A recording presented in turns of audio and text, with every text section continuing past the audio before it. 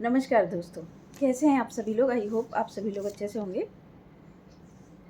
आज हम बात करेंगे कि अवेकिन पर्सन और अनअवेकिन पर्सन में क्या अंतर होता है ना। और अवेकिन पर्सन वो होता है जिसकी चेतना जाग जाती है या जिसके अंदर जागृति आने लगती है, और अनअवेकिन पर्सन वो होता है जिसकी अभी उसकी जागृति नहीं हुई है, उसकी अभी चेतना नहीं जागी है।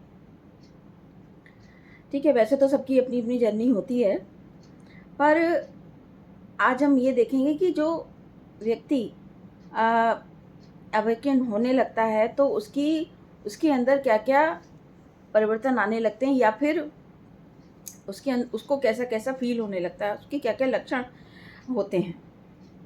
तो सबसे पहला तो यही होता है कि उसको एक अपने अंदर अपने आसपास एक ईश्वरीय सत्ता का अनुभव होना शुरू हो जाता है। हर चीज़ में उसको ये महसूस होने लगता है कि कोई उसके आसपास है जो कि उसको गाइड कर रहा है, और उसको ये लगने लगता है ना, क्योंकि उसको ये पता चलने लगता है कि ईश्वर सबके अंदर विद्यमान है। धीरे धीरे उसको पेड़ों में, पौधों में, सब चीज़ों में, जो निर्जीव चीज़ें हैं, जो सजीव चीज़ें, सब में ईश्वर विद्यमान है। उसको ये महसूस होने लगता है ना। दूसरा लक्षण ये होता है कि उसको ये लगता है कि कण कण में ईश्वर विद्यमान है, चाहे वो किसी भी चीज़ में हो, है ना। फिर ये लगता है जबकि उसको ये लगने लगता है धीरे धीरे कि दुनिया में उसका एक अस्तित्व है ना। वो है, आज एट प्रेजेंट है तो भी अस्तित्व है, उसके बाद भी उसका अस्तित्व रहेगा। उसको ये भी धीरे धीरे उसको ये एहसास होने लगता है, उसको ये आ जाता है कि शरीर ही मरता है, आत्मा तो मरती नहीं है, तो हमारा अस्तित्व आज के बाद भी हमारा अस्तित्व रहेगा। ये उसके अंदर एक जागृति आने लगती है ना। तो वो ये सोचने लगता है। फिर एक और उसके अंदर ये लक्षण आने लगते हैं कि वो सबको दृष्टा भाव से देखता रहता है।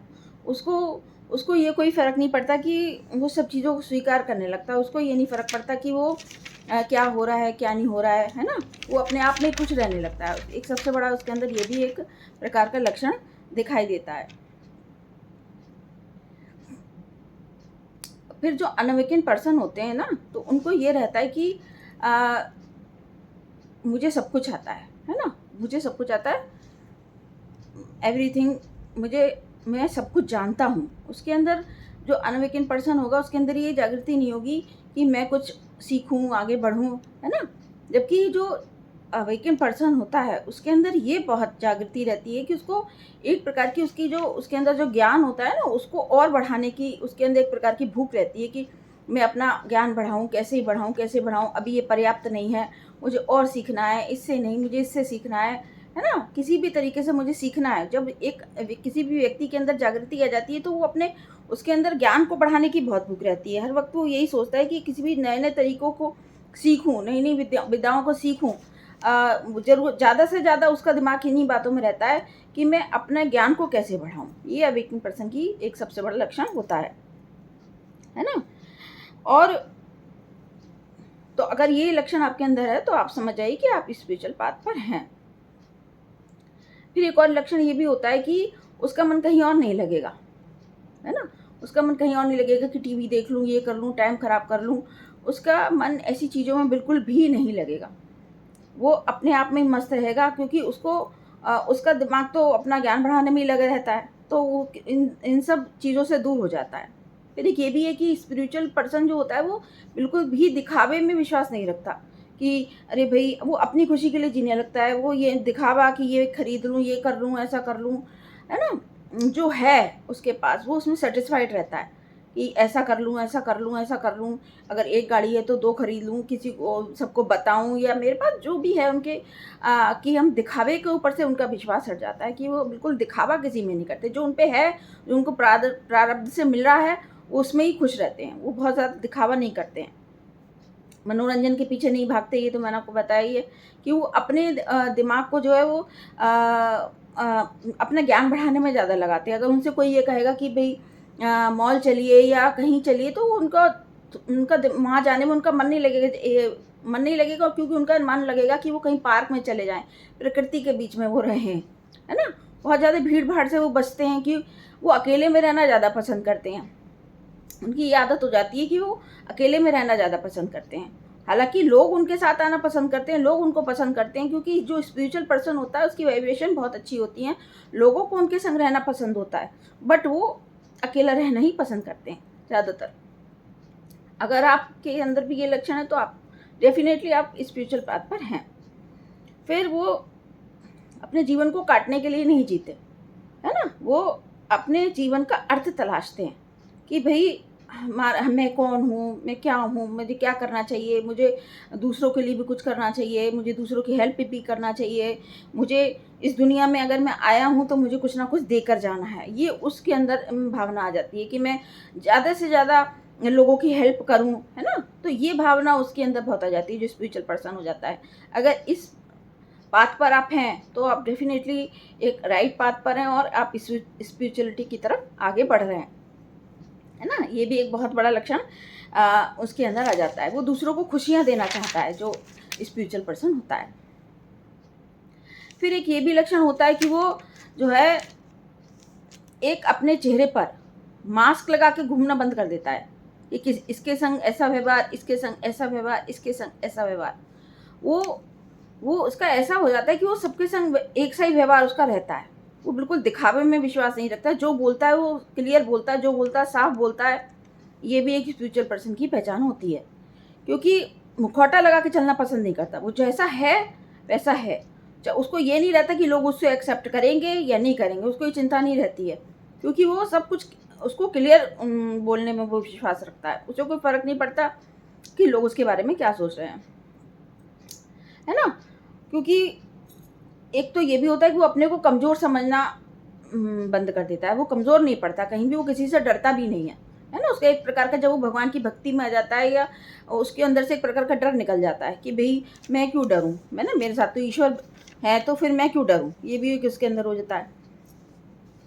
फिर वो अपना खान पान, अपना लाइफ स्टाइल के ऊपर बहुत ध्यान देता है ना, अपने खान पान के ऊपर, अपना जो जो उसको करना है वो उसके ऊपर ध्यान देता है। ये नहीं कि वो इधर उधर देख रहा है कि भाई वो क्या कर रहा है, वो क्या कर रहा है, इस पर बिल्कुल भी ध्यान नहीं देता, और अपनी मन की शुद्धि पर ध्यान देता है कि मैं अपनी मन की शुद्धि कैसे करूँ, अपने ऊपर कैसे काम करूँ, इस सब चीज़ों पर जो है ध्यान देता है।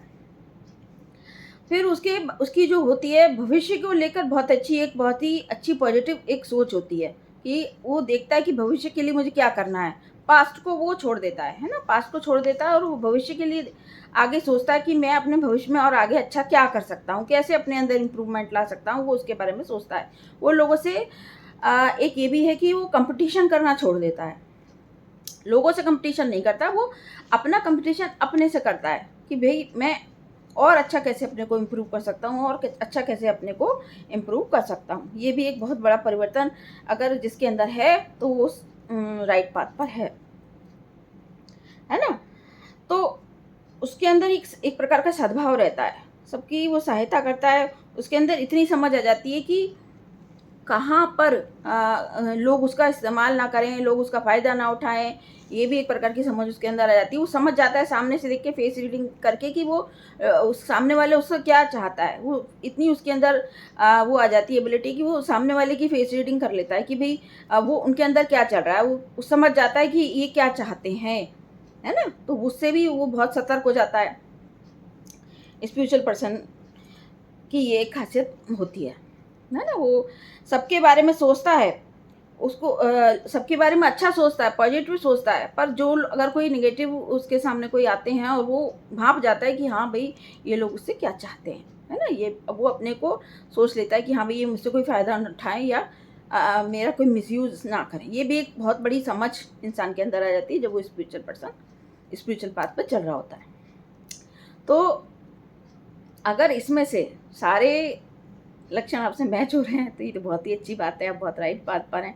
अगर 50% भी आपके ऊपर अप्लाई हो रहे हैं तो आपको अपने पर और काम करने की ज़रूरत है ना। तभी आप आगे बढ़ते जाएंगे स्पिरिचुअलिटी में, है ना। तो जितना मेरे को लगा उतना मैंने बता दिया। वैसे तो देखिए कि सबकी जर्नी अलग अलग होती है, सबकी अपनी अपनी ही लक्षण होते हैं। किसी का कुछ इम्प्रूवमेंट होता है, किसी का कुछ इम्प्रूवमेंट होता है। तो आज के लिए बस इतना ही। अगर आपको मेरी वीडियो पसंद आए तो उसे लाइक कीजिए, मेरे चैनल को सब्सक्राइब करना ना भूलें। आज के लिए बस इतना ही। धन्यवाद।